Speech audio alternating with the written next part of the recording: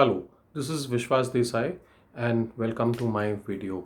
On this channel, we have a series of lectures on accounts. Today, we will talk about journal. This is a concept level lecture. It is a refresher and it was expected to be a 10-minute video. So, journal. Journal is the most basic form of accounting.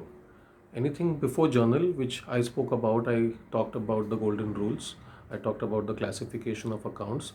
These are all the stepping stones that you need to know to be able to reach the stage of journal.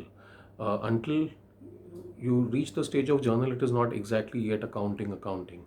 Journal is the most basic form of an accounting entry.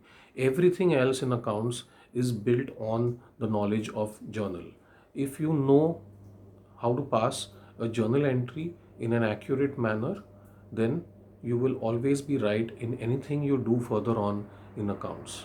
So spend time, understand journal properly. So what is a journal entry? A journal entry is recordation of a transaction in the books of accounts of an entity. And the basic rule for journal is that for every debit there is an equal and opposite credit, and for every credit there is an equal and opposite debit. So this is for a science student a simple concept. For you talk about Newton's laws of motion, for every action there is an equal and opposite reaction. So accounting is nothing different, it is the same thing. So if you are going to debit 5,000 rupees, you will correspondingly credit 5,000 rupees. So in the amount column, you should already know that the amounts should always match.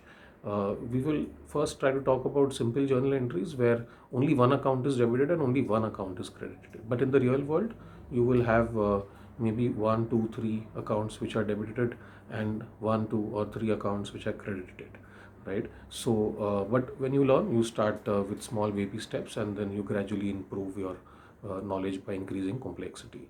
Okay, so we've already learned golden rules. We've learned classification of accounts. For those who are not very sure about these concepts, I have videos on these concepts, again 10-minute videos, so please go and listen to them. We will not repeat knowledge on those subjects today. So journal. Now we will start talking about typical business transactions.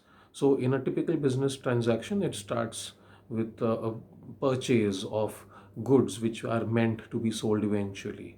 So, you are purchasing goods, goods come into your business. So, typical transactions in a business are going to be related to goods. We're talking about a trading business and not a manufacturing business. So, the trader will buy goods and then eventually sell the goods.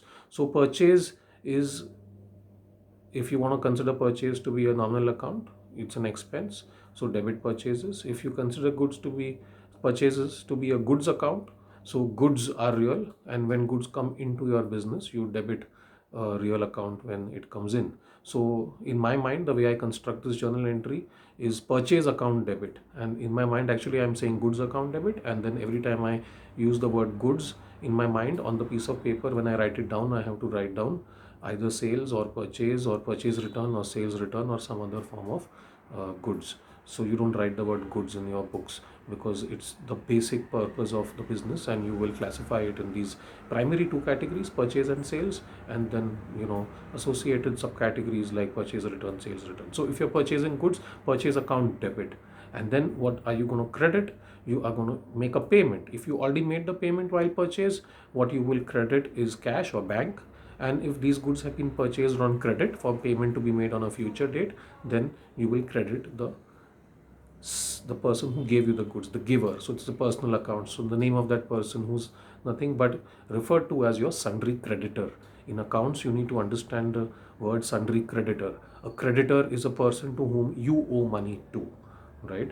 So that's the entry for purchase of goods. The sale of goods, and we're not going to talk about taxes in this entry, that becomes a complex entry. We're talking about the basic entry of sale. So when you sell goods, you're receiving money, right? So cash or bank account debit, and goods are going out, so goods account credit, or you call it sales, so sales account credit. And if you consider sales to be nominal, it's an income, so you credit sales, right? So your golden rules, your classification of accounts, and your journal entry, these three things have to go hand in hand. So you, and if it is a sale of goods not for immediate money, but a promise by somebody to pay you money in the future, then that person is called your debtor. So you will write down the name of that person as debit, or you could write down the word sundry debtors. So sundry debtors, sundry creditors. Don't get confused. You need to figure out your method of remembering which one means what. Debtor is the person to whom I sold goods. Creditor is the person whom I purchased goods from. So I owe money to the guy whom I purchased goods from, and I need to recover money from the person who I have sold goods to. So debtors, I need to recover money from them, and creditors, I need to pay money to them. So this has to be understood and remembered at all times. You got to remember it. That's it. Simple. Okay.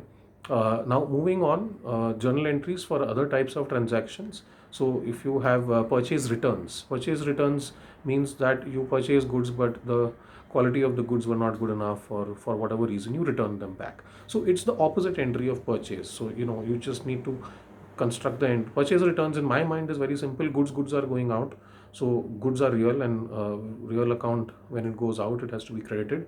So purchase return will be credited and the opposite will be debited, which means that the person to whom I return the goods, that means that is the creditor actually.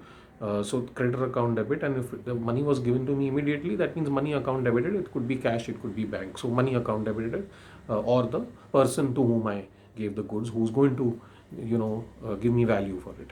So that's the entry for purchase returns. And the sales return again is an opposite to the sales. That means some customer to whom we had already sold goods, he came back to our establishment and he's given us back the goods. So goods are coming in, so real account debit what comes in, so debit sales return. You will not use the word goods when you are doing debit credit on the piece of paper. It's only in your mind that you use the word goods, and then you replace it with whatever else. So in this case, sales return account debit, and credit means you've probably given money, so money has gone out from your business. So credit money, which could be cash, which could be bank. And if it is a promise to pay, then the person to whom you made the promise, so that person's name will come, personal account, and credit the giver. He's given you the goods, so he's the giver, so credit his account. So that's purchase account, sales account, purchase return, sales return, the four basic kind of journal entries.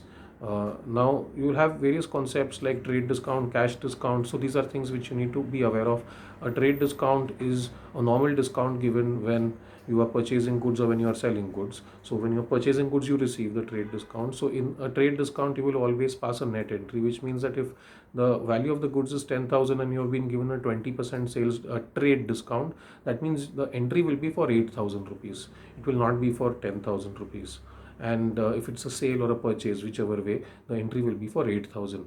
Now if you sold goods for 8,000 on credit and the person was going to pay you say after 2 months, and you say, I have the money right now, will you give me some cash discount? So he says, okay, I'll give you 500 rupees cash discount. Now 8,000 rupees is already there. You recorded that when you had purchased these goods, right? Purchase account debit to Mr. A, right? And now you're going to pay, so that was 8,000, right? So now you need to pay 8,000 to Mr. A. When you pay him, you pay only 7,500. So 7,500 is going from your bank, right? And 500 rupees is the cash discount, right? Which means when you are willing to make a payment in cash immediately. So that could be when you're settling at the credit with the creditor, or it could even be when you're upfront, you're buying the goods. So cash discount is always recorded as an income when you receive cash discount, and when you're giving a cash discount, it is always recorded as an expense. So that's for cash discount.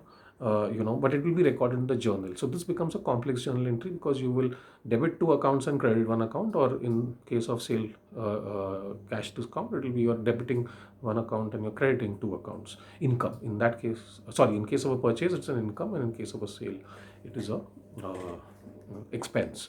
So that's purchase, sales, and with the returns and with the trade discount and the cash discount. These are the basic entries. Then there are more entries with respect to damaged goods, insured goods. So these you need to really go through one by one, and once you understand the concept of goods coming in, goods going out, receiver, giver, loss, nominal account, personal account, real account, debit what comes in, credit what goes out, debit the receiver, credit the giver, debit all expenses, credit all incomes. So then you will be able to construct any journal entry. The idea is that you should be able to construct a journal entry. So that's it for this lecture refresher on journal. We've not gone into full level of details. Thank you for listening. We've got a series of lectures, and if you'd like, you can please listen in, like, and share these videos. Thank you. Bye-bye.